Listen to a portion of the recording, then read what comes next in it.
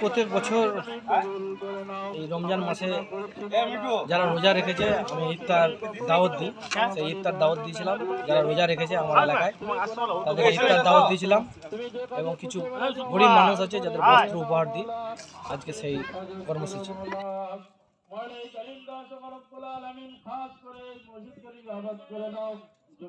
আলেম ওলামাকে বেইজ্জতি করলো, তারা আমাকে বেইজ্জতি করলো। আমরা প্রত্যেকে যেন আলেম ওলামার সম্মান করতে তুমি দান করো। মওলাই করিম রব্বুল আলামিন এই ভুটাপার গ্রামে কেউ যদি অসুস্থ থাকে তাকে তুমি শিফায়ে কুল্লি দান করো। অনেকে ঋণ পরিশোধ করতে পারছে না, ঋণ পরিশোধ করা তুমি তৌফিক দান করো। মওলাই করিম রব্বুল আলামিন অনেকে বাচ্চা আছে কন্যা দেয়, বুঝতে সুপাত্র জোগাড় করে দাও।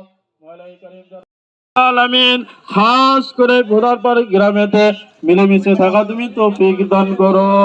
আপসের মধ্যে তুমি মিল মহব্বত তৈরি করে দাও। খারাপ কাজ থেকে তুমি হেফাজত করো, হারাম কাজ থেকে তুমি হেফাজত করো।